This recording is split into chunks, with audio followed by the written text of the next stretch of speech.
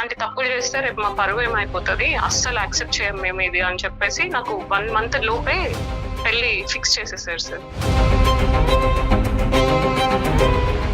నువ్వు ఇప్పుడు ఈ పెళ్లి చేసుకోకపోతే మాత్రం అందరం కలిసే చచ్చిపోదాం, మేము కూడా కాదు నలుగురం కలిసి చనిపోదాము. ఇక్కడ పేరెంట్స్ని కాపాడటం గురించి అక్కడ ప్రేమికుడు ఏమైపోయినా పర్వాలేదు అలా అనుకుని మీరు ఇందులో దిగిపోయారు. పెళ్లికి కూడా వచ్చారు, ఫ్రెండ్స్ అందరు వచ్చినట్టే తను కూడా వచ్చాడు, నా ముందు అలా నిలిచినాడు సార్. అలా నిల్చునేసరికి నాకేం అసలు నేను అక్కడ ఎలాంటి ఫీలింగ్స్ ఎక్స్ప్రెస్ చేయలేకపోయాను. నా బాధ ఏంటో కూడా ఎవరికి చెప్పలేను అక్కడ.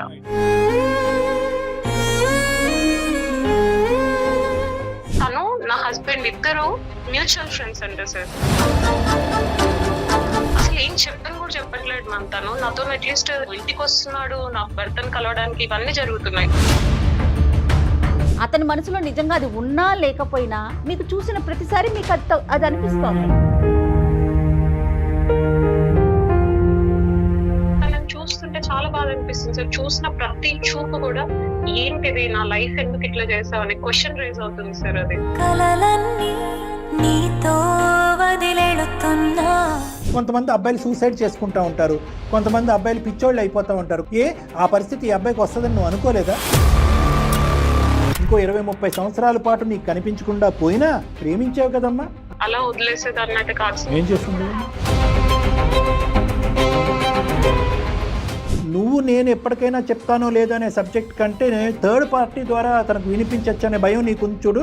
ఈరోజు నిన్ను కొద్ది కౌన్సిలింగ్ చేసి కొంతవరకు మేము బ్రేక్ చేయగలమేమో కానీ ఎథికల్గా కానీ అన్ఎథికల్గా కానీ ఆ మూడో మనిషి ఎవరన్నది మాకు తెలియదు.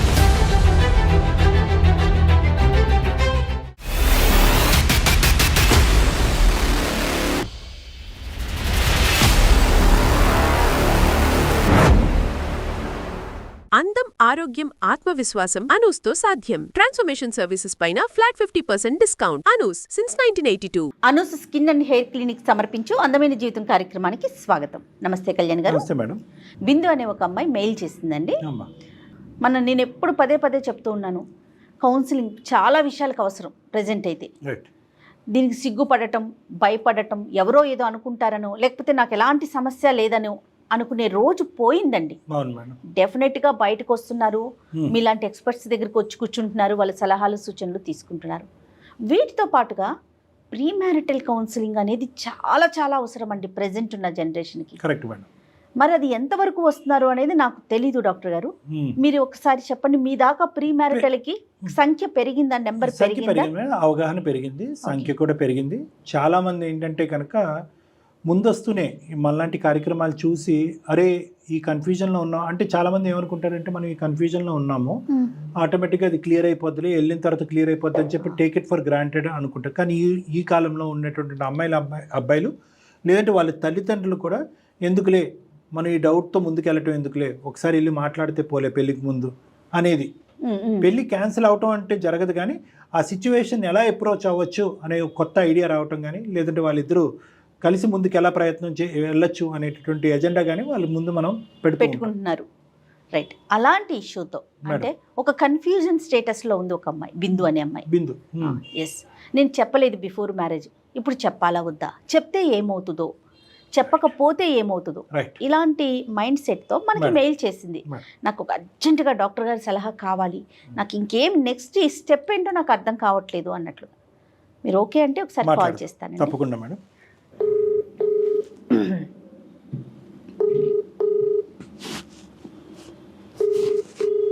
హలో. హలో, నమస్తే అండి, సింధు గారా మాట్లాడేది? అవునండి, ఎవరండి మీరు? నేను జయానండి, సుమన్ టీవీ అందమైన జీవితం ప్రోగ్రామ్ నుంచి కాల్ చేస్తున్నా. నాతో పాటు డాక్టర్ కళ్యాణ్ చక్రవర్తి గారు కూడా ఉన్నారు. ఓకే మ్యామ్, నమస్కారం అండి. మెయిల్ చేశారు కదా? అవునండి. రైట్, మీరు మాట్లాడటానికి వీలుగా ఉన్నారా? ఎస్ అండి. రైట్, ఒకసారి డాక్టర్ గారితో మాట్లాడండి. సింధు నమస్తే అమ్మా. Sir good evening sir. Good evening అమ్మా, చెప్తున్నానా ఏంటి సమస్య? First of all thanks sir, నా మెయిల్ యాక్సెప్ట్ చేసి నాకు కాల్ చేసినందుకు. Welcome sir. యాక్చువల్గా మా ఫ్యామిలీ బ్యాక్గ్రౌండ్ వచ్చేసరికి ఖమ్మం డిస్ట్రిక్ట్ సార్. నేను ఎడ్యుకేటెడ్ సార్, మంచిగా చదువుకున్నాను. ప్రజెంట్ ఏం చేస్తున్నారు? నేను వచ్చేసి హౌస్ వైఫ్ నే మ్యామ్. ఓకే. అంటే నేను ఇంకా స్టార్ట్ చేయలేదు. పెళ్ళైన దగ్గర నుంచి నేను ఆ ప్రాసెస్ లోనే ఉన్నాను, జాబ్ వెతుక్కునే ప్రాసెస్ లో. ఎన్ని ఇయర్స్ అవుతుందండి పెళ్ళయి? పెళ్ళయి 2 months అయింది మ్యామ్. 2 months only? అవునండి. డాడీ మమ్మీ అందరూ గవర్నమెంట్ ఎంప్లాయీస్ మ్యామ్. ఓకే. మీ హస్బెండ్ అండి? హస్బెండ్ వచ్చేసి సాఫ్ట్వేర్ ఎంప్లాయీ మ్యామ్. ఓకే. అంటే ఆయనకి మంచి ప్యాకేజ్ ఉందని చెప్పేసి డాడీ వాళ్ళు పెద్దవాళ్ళు అందరూ చూసిన పెళ్లి మ్యామ్ నాది. ఓకే. నేను నా హస్బెండ్ తో చాలా హ్యాపీగా ఉన్నా మ్యామ్. ఎంత బాగా చూసుకుంటారంటే మా డాడీ ఎలా చూసుకున్నారో తను కూడా నన్ను అలాగే చూసుకుంటారు మ్యామ్. ఓకే. ఇంత కొంచెం కూడా నాకు ఎక్కడ ఇబ్బంది కలగలేదు అసలు. సో ఈ 2 months మీ జర్నీ చాలా బాగా సాఫీగా సాగిందండి? చాలా బాగా జరిగింది మ్యామ్. సంతోషం. పెళ్ళయ్యే ముందు నేను ఒక చిన్న మిస్టేక్ చేశాను మ్యామ్. చిన్నది అని చెప్పలేను, అది చాలా పెద్దదే. ఏ అమ్మాయి చేయకూడదు యాక్చువల్ గా, నేను చేశాను. ఇంటర్ చదువుకున్నప్పటి నుంచి కూడా నాకు ఒక ఫ్రెండ్, మేమందరం ఒక బ్యాచ్ లాగా ఉండేవాళ్ళం మ్యామ్. అందులోనే నాకు ఒక ఫ్రెండ్ ఉన్నారు. ఓకే. మేము చాలా క్లోజ్ ఫ్రెండ్స్. అయితే ఒక రోజు సడన్ గా వచ్చేసి మా ఇంటర్ అంటే ఫైనల్ ఎగ్జామ్స్ మూమెంట్ లో నాకు వచ్చేసి ప్రపోజ్ చేశారు మ్యామ్ తను. నేను అది యాక్సెప్ట్ చేశాను. ఓకే. ఓకే, లైఫ్ కూడా బాగానే ఉంటుంది కదా అని చెప్పేసి యాక్సెప్ట్ చేశాను మ్యామ్. ఇంటర్ లోనే? ఇప్పుడు కూడా మేమేమి అది ఏదో తప్పుగా తీసుకెళ్ళాలి అనేది ఏం లేదు మ్యామ్. అదేలేండి. మాకేంటంటే ఫస్ట్ ఎడ్యుకేషన్ ప్రయారిటీగానే ఉంది మ్యామ్. మేము చదువుకుంటూనే సరే మంచిగా సెటిల్ అవ్వాలి, ఇద్దరం పెళ్లి చేసుకోవాలి అన్న ఉద్దేశమే కానీ ఎక్కడో తప్పు చేయాలి, తప్పుదారిలో వెళ్ళాలనే ఉద్దేశం మాత్రం మాకు లేదు మ్యామ్. మీరు చేయరమ్మా, వయసు చేస్తారు. మాది బీటెక్ అయిపోయింది, నేను ఎంటెక్ చేసుకున్నాను. తను బీటెక్ అయిపోయాక నేను బిజినెస్ చేసుకుంటాను అని చెప్పేసి ముంబై వెళ్ళారు మ్యామ్. అతను ముంబై వెళ్ళాడు. నా కోసం తను అక్కడి నుంచి ఏదైనా నాకు పంపించడం గానీ, గిఫ్ట్స్ గానీ, నాకు ఏదైనా కావాలంటే అసలు నేను అడగకపోయినా పంపించేది మ్యామ్. తను అంత బాగా చూసుకునేది నన్ను. ఓకే. అతను ముంబై వెళ్ళిన తర్వాత కూడా మీరు కాంటాక్ట్ లోనే ఉన్నారు? ఫిజికల్ గా ఎదురెదురుగా కాంటాక్ట్? ఫిజికల్ గా ఏం లేదు సార్, అసలు ఎప్పుడు కూడా ఏం లేదు, ఎలాంటి తప్పు చేయలేదు అట్లా. కదా, అంటే ఎదురుబదురు లేకపోయినా కూడా ఫిజికల్ అంటే నాట్ రిలేషన్షిప్ అమ్మా. దూరంగా ఉన్నా కూడా యూ మెయింటైన్ ద రిలేషన్షిప్. అతను నేను చాలా బాగా చూసుకునేవాడు, గిఫ్ట్లు ఇవన్నీ కూడా పంపించాడు. నాట్ ఓన్లీ గిఫ్ట్స్ బట్ నా హెల్త్ గానీ ప్రతిదీ, స్టేటస్ ప్రతిదీ కనుక్కునేవాడు, అలాగే చూసుకునేవాడు ఎప్పటిలాగే. ఓకే. మీ పేరెంట్స్ కి వాళ్ళ పేరెంట్స్ కి తెలుసా? అసలు వాళ్ళ ఫ్యామిలీ బ్యాక్గ్రౌండ్ మీకు తెలుసా? ఒక్కటే దగ్గర మ్యామ్, వాళ్ళకి పక్కన ఊరు అంతే. కానీ పెద్దలకు తెలుసా మీరు ఇద్దరు ప్రేమించుకున్నారు? మా ఫ్యామిలీ బ్యాక్గ్రౌండ్ కూడా తనకు తెలుసు. అందుకనే మ్యామ్ ఫస్ట్ నుంచి సెటిల్మెంట్ మీదనే ఆలోచించాం. ఎందుకంటే వాళ్ళకి కొంచెం లో మాకంటే. అదేలేండి. ఎప్పుడు ఏం చెప్పేదాన్ని అంటే ఫస్ట్ వీళ్ళు యాక్సెప్ట్ చేయాలంటే నువ్వు కూడా సేమ్ స్టేజ్ లో ఉంటే వీళ్ళు యాక్సెప్ట్ చేస్తారు, అందుకని మన ఇద్దరం కష్టపడదాము, ఇద్దరిలో ఎవరైనా సెటిల్ అయినా కూడా హ్యాపీగా ఉండొచ్చు అనే చెప్పేదాన్ని మ్యామ్ ఫస్ట్ నుంచి. అదేలేండి. ఓకే. అదే ఉద్దేశంతోనే తను బిజినెస్ కోసం అని వెళ్ళాడు మ్యామ్. తను కూడా అక్కడ మంచిగా కవర్ అయ్యాడు, బిజినెస్ చేసుకుంటున్నాడు. నాకు ఇట్లా ప్రతిదీ చూసుకుంటున్నాడు మ్యామ్. ఆయన వాళ్ళ పేరెంట్స్ ని చూసుకుంటున్నాడు, ఇటు నా వైపు కూడా కేర్ తీసుకుంటున్నాడు. సూపర్. ఓకే. మా పేరెంట్స్ కి ఫస్ట్ నుంచి కూడా నేను ఎప్పుడు అంటే ఏదో తప్పు చేసిందాన్ని అయితే ఎప్పుడో దొరికిపోయేదాన్ని మా ఇంట్లో. బట్ ఏమైందంటే నేను ఎప్పుడు అలాంటిది ఎప్పుడు మిస్టేక్ చేయలేదు. ఎప్పుడైనా నార్మల్ గా ఫ్రెండ్ తో ఎలా ఉంటామో అలాగే ఉండేదాన్ని. బట్ మా ఇద్దరి మధ్యలో లవ్ అనేది ఎవరికి తెలియదు కూడా అసలు. నా ఫ్రెండ్స్ లో, మా బెస్ట్ ఫ్రెండ్స్ లో ఒకరో ఇద్దరికో తెలుసు, అంతేగాని మేము ఎప్పుడు దాన్ని బయటికి చూపించుకోవడం ఇలా చేయలేదు మ్యామ్. సో ఎవరికి తెలియదమ్మా? తెలియదు సార్, ఓన్లీ 2-3 ఫ్రెండ్స్ కి మాత్రమే తెలుసు. ఇప్పుడు అతని వైపు మీ వైపు కూడా కలిపి 2-3 మాత్రమే తెలుసు. అంతే మ్యామ్. మా ఇద్దరిది మ్యూచువల్ ఫ్రెండ్స్ మ్యామ్, ఇద్దరికి సేమ్ ఫ్రెండ్స్. రైట్. సో మీ బౌండరీస్ అనేది మీకు బాగా అర్థమైంది. మీ గమ్యం అయితే కనుక career, settlement in life. So ఈ షికార్లు గికార్లు okay. Very good, very good.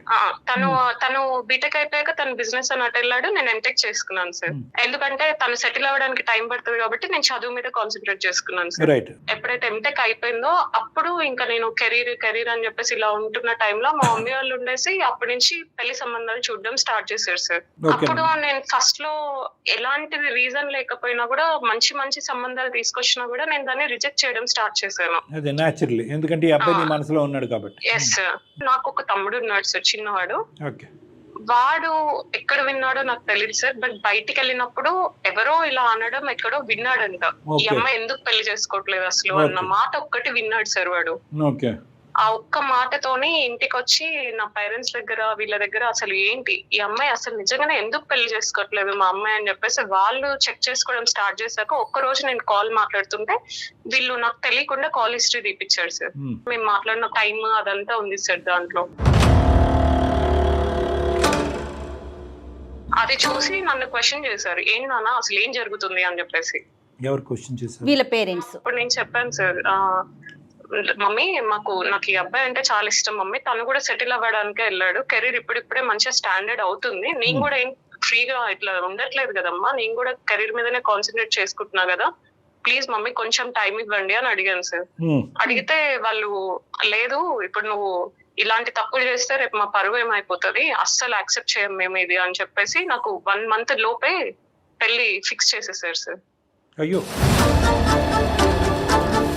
నా ఫోన్ తీసేసుకున్నారు మొత్తం, ఇంకా అన్ని స్విచ్ ఆఫ్, అసలు ఒక్కటి కూడా మీడియం ఆఫ్ కమ్యూనికేషన్ లేదు సార్ మా ఇద్దరి మధ్యలో. సో అబ్బాయికి ఇలా జరుగుతుందని చెప్పడానికి కూడా అవకాశం లేదు?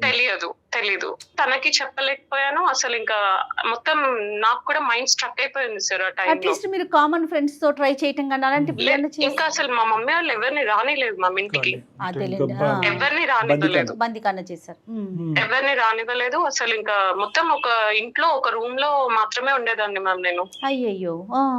అలా ఉండేదాన్ని. 1 month లో పెళ్లి చూపులు అయిపోయింది, ఇంకేం లేదు మ్యామ్, ఎమోషనల్ బ్లాక్ మెయిల్ వచ్చి నువ్వు ఇప్పుడు ఈ పెళ్లి చేసుకోకపోతే మాత్రం అందరం కలిసే చచ్చిపోదాం, మేము కూడా కాదు నలుగురం కలిసి చనిపోదాము,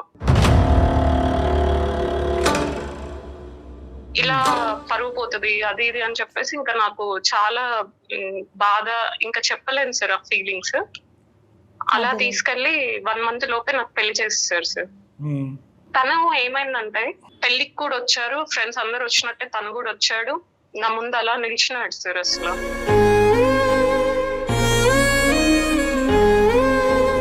అలా నిల్చునేసరికి నాకేం అసలు నేను అక్కడ ఎలాంటి ఫీలింగ్స్ ఎక్స్ప్రెస్ చేయలేకపోయాను, నా బాధ ఏంటో కూడా ఎవరికి చెప్పలేను అక్కడ.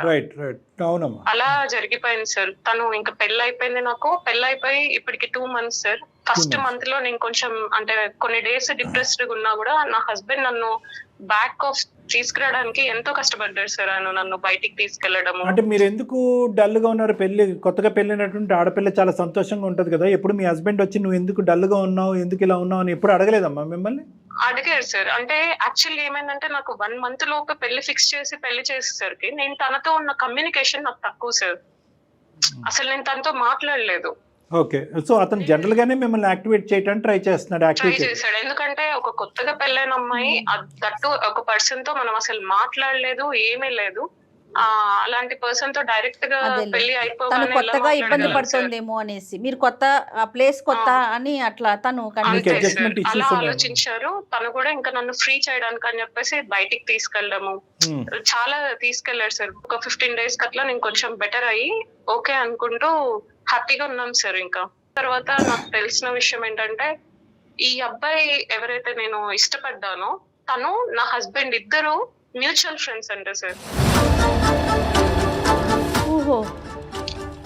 ఇప్పుడు నాకు ఏది డిప్రెస్డ్ గా ఏమనిపిస్తుంది అంటే ఇప్పుడు తను అవుట్ ఆఫ్ డిప్రెషన్ లో నా భర్తతో ఏదైనా ఒక మాట ఇలా అన్నా అసలు ఏం చెప్పని కూడా చెప్పట్లేదు మ్యామ్. తను నాతో అట్లీస్ట్ ఇప్పుడు మేము తను ఇంటికి వస్తున్నాడు నా భర్తను కలవడానికి, ఇవన్నీ జరుగుతున్నాయి, బట్ ఒక్క ఎక్స్ప్రెషన్ కూడా లేదు మ్యామ్. నా వైపు చూసి నువ్వు తప్పు చేసావు, ఎందుకు చేసావు అనే క్వశ్చన్ కూడా నన్ను అడగట్లేదు మ్యామ్. తను అంటే ఇతను ఎప్పుడు ఇంత ఫ్రీక్వెంట్ గా మీ భర్త దగ్గరకు వచ్చేవాడమ్మా, లేదంటే ఇప్పుడు పెళ్లి అయిన తర్వాత వస్తున్నాడా? అదే మ్యామ్, నాకు పెళ్ళయ్యాకే తెలిసింది వీళ్ళిద్దరు ఫ్రెండ్స్ అని. వాళ్ళిద్దరి మధ్యలో ఉండేదేమో సార్, బట్ నాకు అది తెలియదు. అంటే వీళ్ళిద్దరు మ్యూచువల్ ఫ్రెండ్స్ అంట సార్ యాక్చువల్ గా. మధ్యలో ఏముందో నాకు తెలియదు, బట్ మా పెళ్ళయ్యాక తిను కూడా ఇక్కడే ఉండేసరిక మరి ఏంటో నాకు తెలియదు కానీ ఇంటికి వస్తున్నాడు, కలుస్తున్నాడు, వెళ్తున్నాడు. ఎందుకంటే ఇప్పుడు తను ముంబై కూడా వెళ్లకుండా ఇక్కడే ఉంటున్నాడు సార్. ఇక్కడ ఒక బిజినెస్ బ్రాంచ్ ఓపెన్ చేశాడు, ఇక్కడే ఉంటున్నాడు. ఇంకా ఈయనతోని కొంచెం సరే బిందు ఒక్క మాట నాకు చెప్పమ్మా, కొన్ని ఇంపార్టెంట్ క్వశ్చన్స్ నేను అడుగుతాను. ఎంత స్థానం ఉందమ్మా ఆ అబ్బాయి నీ మనసులో? ఇప్పటికీ కూడా ఆ ప్రేమని మర్చిపోగలవా, లేదంటే పెళ్ళైనంత మాత్రాన్ని ప్రేమని తుడిచిపెట్టేలేము కాబట్టి ఇంకా ఎంత ఉండుంటుంది నీ మనసులో? ఓకే, నీ భర్త కూడా చాలా మంచోడు, నేను చాలా బాగా చూసుకున్నాడు, నువ్వు డల్గా ఉంటే నేను యాక్టివ్ చేస్తున్నాడు, ఈ వ్యక్తి యొక్క స్థానం ఎంత ఉంది నీ మనసులో? అది ఏదో 1 or 2 years లేకపోతే టైం పాస్ కి చేసిన లవ్ అయితే ఈజీగా మర్చిపోయేదాన్ని సార్ నేను. సో నీ మనసులో కూడా ఇంకా ఉన్నాడు అబ్బాయి? ఉన్నాడు కానీ నాకు నా భర్తను మోసం చేసే అంత మైండ్ అయితే నాకు లేదు సార్. అది డిఫరెంట్ సబ్జెక్ట్ అమ్మా. నువ్వు మోసం చేయమనో పెళ్లి నుంచి బయటకు వచ్చేసి నీ ఎక్స్ బాయ్ ఫ్రెండ్తో పెళ్లి చేసుకోమని నేను చెప్పట్లేదు, అంత దూరం నేను అనట్లేదు. నీ మనసులో ఎంత పర్సంటేజ్ ఈ అబ్బాయి ఉన్నాడు, లేదంటే ఎంత బలంగా ఆ అబ్బాయి ఉన్నాడు, నీ ఎక్స్ అనేటటువంటి అబ్బాయి ఎంత బలంగా ఉన్నాడు, అది వీన్ అవుట్ అవటానికి నీ మనసులోంచి అది వీన్ అవుట్ అవటానికి ఎంత టైం పడుతుంది, అలా వీన్ అవుట్ అవటానికి నువ్వు ఎటువంటి ప్రయత్నాలు చేస్తున్నావు అనేది కూడా మీ భార్యాభర్తల జీవితం యొక్క బాండ్ ముందుకెళ్ళటానికి ఒక ఇంపార్టెంట్ ఇష్యూ అమ్మ. సార్ అది పోవడానికి నేను చాలా ట్రై చేస్తున్నా సార్. నేను ఏదో ఒకటి నా లైఫ్ లో బిజీగా ఉండాలని చెప్పేసి ఒక జాబ్ వెతుక్కోవడం కానీ, లేదంటే నా భర్తతో హ్యాపీగా టైం స్పెండ్ చేయడం కానీ, మేమిద్దరం కలిసి ఎక్కువ టైం స్పెండ్ చేస్తున్నాం. So you are fixed with the idea that ఇది యూనిడైరెక్షనల్, నా భర్తతో పాటే నా జీవితం, నా సంసారం, ఇంకేదైనా కూడా అతను నా మనసులో ఉన్నాడు, అడపదడప వస్తాడు, నిదానంగా వీనౌట్ అయిపోతాడు అనేటటువంటి అంశంలో ఎటువంటి డౌట్ లేదు నీకు? లేదు సార్, హ్యాపీగానే ఉన్నాను సార్ నేను, అలా ఏం లేదు. బట్ నాకు ఒక బాధ ఏంటంటే ఇప్పుడు తను నా వల్ల తన కెరీర్ అంటే తనని చూస్తుంటే చాలా బాధ అనిపిస్తుంది సార్. చూసిన ప్రతి చూపు కూడా ఏంటిది, నా లైఫ్ ఎందుకు ఇట్లా చేసావు అనే క్వశ్చన్ రైజ్ అవుతుంది సార్. అది ఎవరి లైఫ్ అమ్మా, నాకు అర్థం కాలేదు. తన లైఫ్ సార్, తన లైఫ్ ని నేను పాడు చేసినట్టుగా నా చూపులో అర్థం అట్లా వస్తుంది సార్. మీకు అనిపిస్తుంది అట్లా? ఎస్ మ్యామ్, నాకే అనిపిస్తుంది. ఎందుకంటే అది చేసిన తప్పు నేనే కదా మ్యామ్. అదే అతన్ని చూసిన ప్రతిసారి తినకు అనిపిస్తుంది ఆ బాధ. ఆ అబ్బాయి సైడ్ నుంచి ఒక ఎక్స్ప్రెషన్ గానీ, ఒక వర్డ్ గానీ, ఒక మాట గానీ, హాయ్ బిందు అంటాం గానీ ఏమీ లేదు సార్ అసలు. సో ఓకే, అసలు అట్లీస్ట్ ఈమె నాకు తెలుసు, నా క్లాస్మేట్ అనేది కూడా లేదు సార్. ఇప్పుడు ఇవన్నీ రెట్రోస్పెక్టివ్ గా ఆలోచించి ఇప్పుడు అతను నా వైపు చూస్తున్నాడండి, అతను మనసులో ఎంత ఉంది అంటే ఇంత బాధపడతాడు అని చెప్పి నువ్వు ఆ స్టెప్ తీసుకుని మీ తల్లిదండ్రులు పెట్టేటటువంటి ఒత్తిడి అవని ఇంకోటి అవని అండి, అప్పుడే ఫైట్ చేసి ఉండొచ్చు కదమ్మా. పెళ్లిపేటల మీద కూర్చుని పెళ్లి చేసినప్పుడు నేను ఎవరు ఆపలేదు. నువ్వు లెగిసిపోయి లేదంటే నీ పక్కన ఉన్నటువంటి భర్తకి, కాబోయేటటువంటి భర్తకి చెప్పడానికి నా జీవితం ఇలా అన్యాయం అయిపోతుందని చెప్పి, ఇక్కడ క్లియర్ కట్గా నువ్వు మోసపోతున్నావు, నీ భర్త కూడా మానసికంగా మోసపోతున్నాడు. అతను ఎవరైతే నిన్ను నమ్మి ఏదో ముంబైలో వెళ్ళి అంత దూరంలో ఉన్నా కూడా నీ వెల్ఫేర్ గురించి ఆలోచించేటటువంటి ఒక వ్యక్తి, అతను ఇంకా ఘోరంగా మోసపోతున్నాడు. ఇంతమంది మోసం చేసేటటువంటి పరిస్థితి తెచ్చే ముందు అట్లీస్ట్ కాస్తన్నా కొద్దిగా ఫైట్ చేయాలి, నా ప్రేమ గురించి నేను నిలబడాలి, నేను పోరాడాలి అనేటటువంటి తపన ఎందుకు లేదమ్మా? ఈ అబ్బాయి ఇలా వచ్చి ఇక్కడ సైలెంట్గా కూర్చున్నాడు కాబట్టి సరిపోయింది. కొంతమంది అబ్బాయిలు సూసైడ్ చేసుకుంటూ ఉంటారు, కొంతమంది అబ్బాయిలు పిచ్చోళ్ళు అయిపోతూ ఉంటారు, కొంతమంది అబ్బాయిలు కనిపించకుండా పోతూ ఉంటారు. ఆ పరిస్థితి ఈ అబ్బాయికి వస్తుందని నువ్వు అనుకోలేదా? సార్ మీకు తెలియదు ఏం లేదు సార్. సొసైటీలో ఇప్పుడు right to education, right to freedom అని అమ్మాయిలకు ఎంత ఉన్నా కూడా అమ్మాయిలకు ఫ్రీడమ్ నిజంగా ఉంటుందా సార్? ఇంట్లో ఉండదు కదా సార్. ప్రతి ఒక డ్రెస్ వేసుకోవాలన్నా కూడా పేరెంట్స్ పర్మిషన్ ఉండాలి. మనం ఎలా వేసుకుంటున్నాం అంటే నేను అంత పాష్ గా మరి నువ్వేం చెప్పినా నేను చేయను అనే టైప్ అయితే నేను కాదు సార్. మా పేరెంట్స్ కి నేను రెస్పెక్ట్ ఇస్తా. సో వాళ్ళు చెప్పిన విధానంలో ఉంటేనే కదా సార్ సొసైటీలో రెస్పెక్ట్ ఉండేది. మీ పేరెంట్స్కి రెస్పెక్ట్ ఇవ్వద్దు అని అనట్లేదు, మీ పేరెంట్స్ చెప్పినట్టు వినొద్దు అనట్లేదు. మీ పేరెంట్స్ యొక్క మెంటల్ స్టేట్ ఏంటి, వాళ్ళ యొక్క దృక్పథం, ఆలోచన పెంచినటువంటి విధానం బట్టి మీరు తీసుకునేటటువంటి నిర్ణయాలు ఉండాలమ్మా. అసలు ప్రేమించి ఒక అనామికుడు అయినటువంటి ఒక అబ్బాయిని ప్రేమించి కళ్ళెదురుకుంటా నిలబెట్టి కూర్చోపెడితే కనుక మీ తల్లిదండ్రులు ఒప్పుకుంటారా లేదా? వాళ్ళ క్యాస్టో లేదంటే ఫైనాన్షియల్ స్టేటస్తో లేదంటే ఇంకో గోత్రాలో ఇలాంటి అంశాలు ఏమన్నా ఉంటాయి అనేటటువంటి ఆలోచన ముందుగానే మీ ఇలాంటి ఆడపిల్లలు పసిగట్టిన తర్వాత వేరే అబ్బాయికి ప్రామిస్ చేయాలి. మీరు ప్రామిస్లు అన్నీ చేసేసిన తర్వాత మా పేరెంట్స్ ఇలా అంటారని మేము అనుకోలేదు, ఇలా బందికానా చేసి ఫోన్ లాగేసుకుని ఉక్కిరి బిక్కిరి చేసి నన్ను పెళ్లి చేస్తారని నేను అనుకోలేదని రెట్రోస్పెక్టివ్గా మాట్లాడొద్దని నేను అంటున్నా.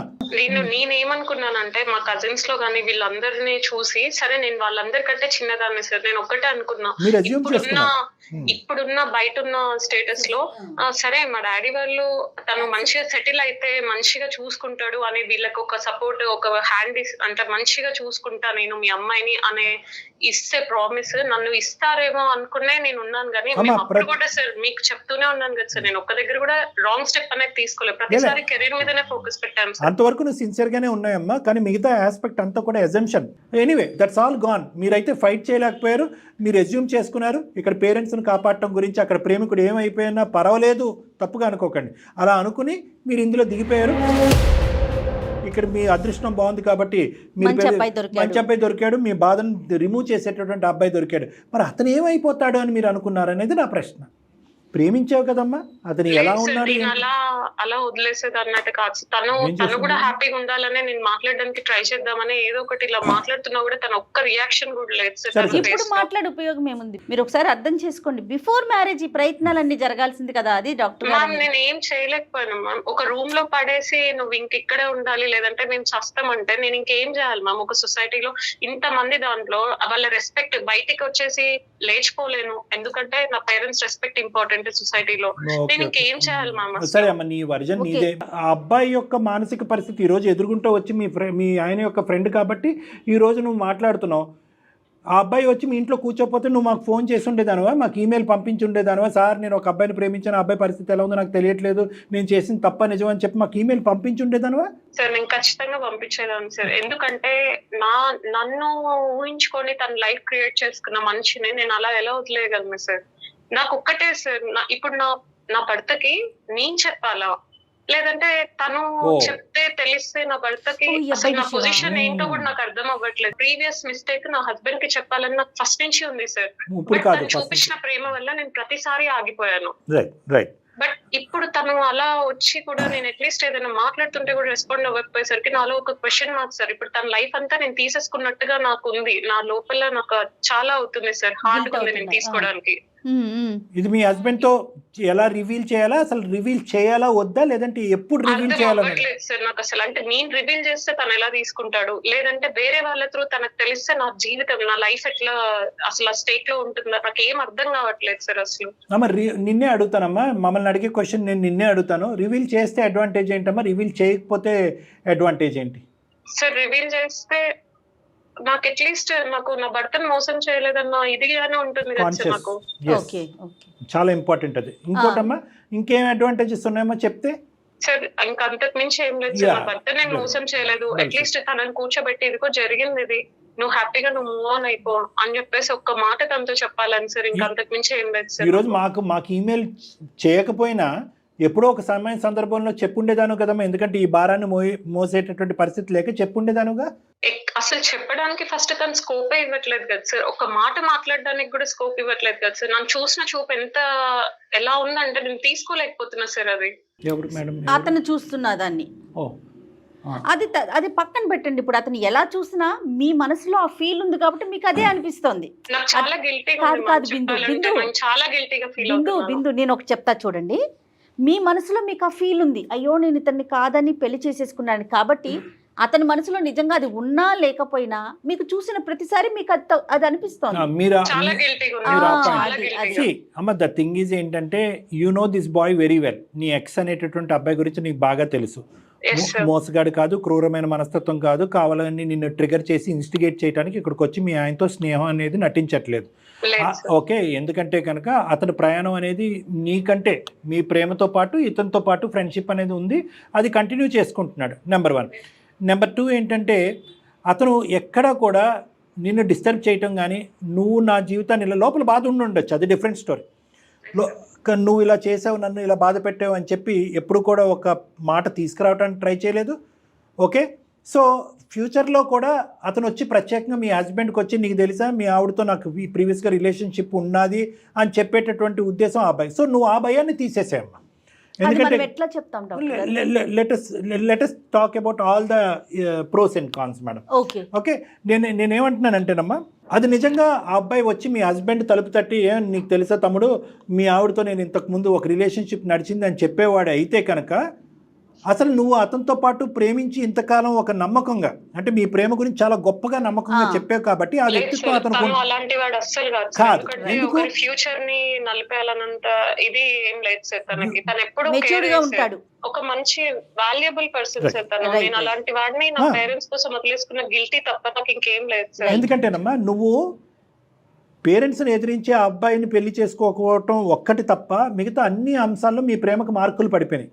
ఇంటర్మీడియట్లో మేము అనుకున్నామండి లైఫ్ లాంగ్ ట్రావెల్ చేయగలను అనగానే నేను జయ మేడం వైపు చూసి అమ్మ మీరు తప్పు చేయరమ్మా, మీ వయసులు తప్పు చేస్తాయని అన్నాను. ఎందుకంటే కామన్గా మాకు వినిపించే ఎగ్జాంపుల్స్ అవే కాబట్టి.